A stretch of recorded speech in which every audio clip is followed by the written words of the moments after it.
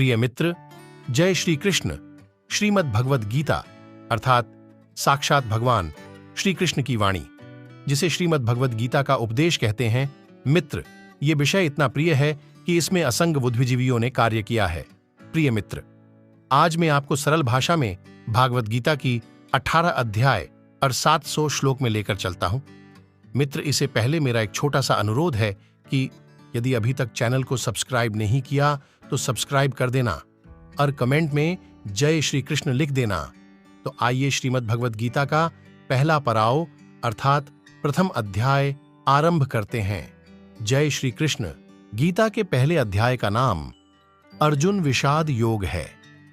इस अध्याय में कुरुक्षेत्र के मैदान में उपस्थित बंधुओं और संबंधियों को सामने देखकर अर्जुन के मन में उठे विषाद और मनः स्थिति का वर्णन किया गया है। हे संजय, धर्मभूमि कुरुक्षेत्र में एकत्रित युद्ध की इच्छा वाले मेरे और यहां पांडु के पुत्रों ने क्या किया? उस समय राजा दुर्योधन ने व्यूह रचना युक्त पांडवों की सेना को देखकर और द्रोणाचार्य के पास जाकर यह वचन कहा, हे आचार्य, आपके बुद्धिमान शिष्य द्रुपद पुत्र धृष्टद्युम्न द्वारा व्यूहाकार खड़ी की हुई पांडु पुत्रों की इस बड़ी भारी सेना को देखिए।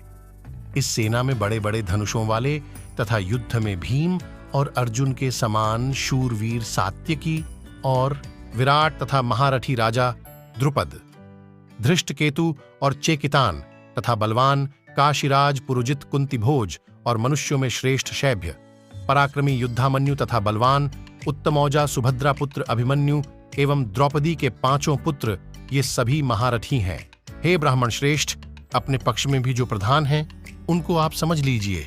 आपकी जानकारी के लिए मेरी सेना के जो सेनापति हैं उनको बतलाता हूं। आप द्रोणाचार्य और पितामह भीष्म तथा कर्ण और संग्राम विजयी कृपाचार्य तथा वैसे ही अश्वत्थामा विकर्ण और सोमदत्त का पुत्र भूरिश्रवा, और भी मेरे लिए जीवन की आशा त्याग देने वाले बहुत से शूरवीर अनेक प्रकार के शस्त्रास्त्रों से सुसज्जित और सब के सब युद्ध में चतुर हैं। भीष्म पितामह द्वारा रक्षित हमारी वह सेना सब प्रकार से अजेय है और भीम द्वारा रक्षित इन लोगों की यह सेना जीतने में सुगम है। इसलिए सब मोर्चों पर अपनी अपनी जगह स्थित रहते हुए आप लोग सभी निसंदेह भीष्म पितामह की ही सब ओर से रक्षा करें। कौरवों में वृद्ध बड़े प्रतापी पितामह भीष्म ने उस दुर्योधन के हृदय में हर्ष उत्पन्न करते हुए उच्च स्वर से सिंह की दहाड़ के समान गरज कर शंख बजाया। इसके पश्चात शंख और नगारे तथा ढोल, मृदंग और नरसिंघे आदि बाजे एक साथ ही बज उठे। उनका वह शब्द बड़ा भयंकर हुआ। इसके अनंतर सफेद घोड़ों से युक्त उत्तम रथ में बैठे हुए श्री कृष्ण महाराज और अर्जुन ने भी अलौकिक शंख बजाए। श्री कृष्ण महाराज ने पाजन्य नामक, अर्जुन ने देवदत्त नामक और भयानक कर्म वाले भीमसेन ने पौंड्र नामक महाशंख बजाया। कुंती पुत्र राजा युधिष्ठिर ने अनंत विजय नामक और नकुल तथा सहदेव ने सुघोष और मणिपुष्पक नामक शंख बजाए। श्रेष्ठ धनुष वाले काशीराज और महारथी शिखंडी एवं धृष्टद्युम्न तथा राजा विराट और अजेय सात्यकी राजा द्रुपद एवं द्रौपदी के 5 पुत्र और बड़ी भुजा वाले सुभद्रा पुत्र अभिमन्यु, इन सभी ने, हे राजन, सब ओर से अलग अलग शंख बजाए और उस भयानक शब्द ने आकाश और पृथ्वी को भी गूंजाते हुए धृतराष्ट्र के यानी आपके पक्ष वालों के हृदय विदीर्ण कर दिए। हे राजन, इसके बाद कपिध्वज अर्जुन ने मोर्चा बांधकर डटे हुए धृतराष्ट्र संबंधियों को देखकर उस शस्त्र चलने की तैयारी के समय धनुष उठाकर ऋषिकेश श्री कृष्ण महाराज से यह वचन कहा, हे अच्युत, मेरे रथ को दोनों सेनाओं के बीच में खड़ा कीजिए, जब तक कि मैं युद्ध क्षेत्र में डटे हुए युद्ध के अभिलाषी इन विपक्षी योद्धाओं को भली प्रकार देख लूं कि इस युद्ध रूप व्यापार में मुझे किन किन के साथ युद्ध करना योग्य है। दुर्बुद्धि धृतराष्ट्र के दुर्योधन का युद्ध में हित चाहने वाले जो ये राजा लोग इस सेना में आए हैं, इन युद्ध करने वालों को मैं देखूंगा।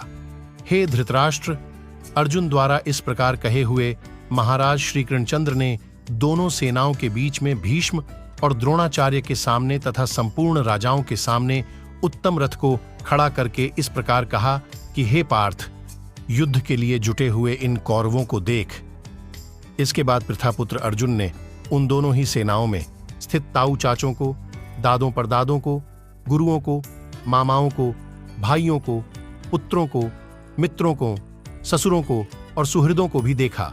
उन उपस्थित संपूर्ण बंधुओं को देखकर उस कुंती पुत्र अर्जुन ने अत्यंत करुणा से युक्त होकर शोक करते हुए यह वचन बोले, हे कृष्ण, युद्ध क्षेत्र में डटे हुए युद्ध के अभिलाषी इस स्वजन समुदाय को देखकर मेरे अंग शिथिल हुए जा रहे हैं और मुख सूखा जा रहा है तथा मेरे शरीर में कंपन एवं रोमांच हो रहा है। हाथ से गांडीव धनुष गिर रहा है और त्वचा भी बहुत जल रही है तथा मेरा मन भ्रमित सा हो रहा है, इसलिए मैं खड़ा रहने को भी समर्थ नहीं हूं। हे केशव, मैं लक्षणों को भी विपरीत ही देख रहा हूं तथा युद्ध में स्वजन समुदाय को मारकर कल्याण भी नहीं देखता। हे कृष्ण, मैं न तो विजय चाहता हूं और न राज्य तथा सुखों को ही। हे गोविंद, हमें ऐसे राज्य से क्या प्रयोजन है अथवा ऐसे भोगों से और जीवन से भी क्या लाभ है। हमें जिनके लिए राज्य भोग और सुखादि अभीष्ट हैं, वे ही ये सब धन और जीवन की आशा को त्याग कर युद्ध में खड़े हैं। गुरुजन, ताऊ चाचे लड़के और उसी प्रकार दादे मामे ससुर पौत्र साले तथा और भी संबंधी लोग हैं। हे मधुसूदन, मुझे मारने पर भी अथवा तीनों लोकों के राज्य के लिए भी मैं इन सबको मारना नहीं चाहता, फिर पृथ्वी के लिए तो कहना ही क्या है।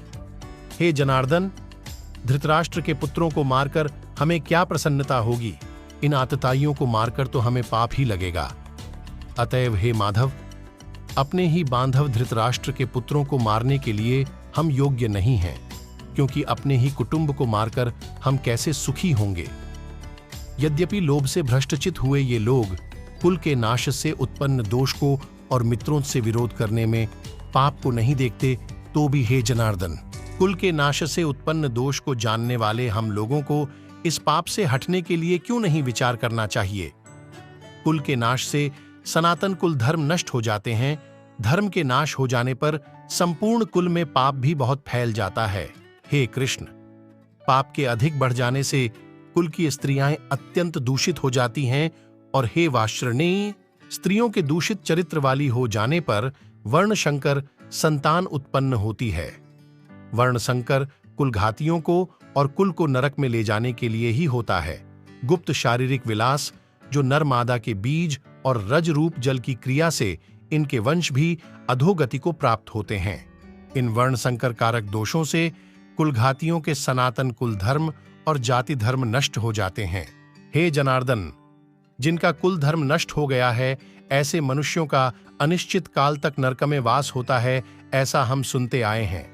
हाँ, शोक, हम लोग बुद्धिमान होकर भी महान पाप करने को तैयार हो गए हैं, जो राज्य और सुख के लोभ से स्वजनों को मारने के लिए उद्यत हो गए हैं। यदि मुझ शस्त्र रहित एवं सामना न करने वाले को शस्त्र हाथ में लिए हुए धृतराष्ट्र के पुत्र रण में मार डालें, तो वह मरना भी मेरे लिए अधिक कल्याणकारक होगा। रणभूमि में शोक से उद्विग्न मन वाला अर्जुन इस प्रकार कहकर बाण सहित धनुष को त्याग कर रथ के पिछले भाग में बैठ गया। प्रिय मित्र, यही था श्रीमद् भागवत गीता का पहला अध्याय। जय श्री कृष्ण।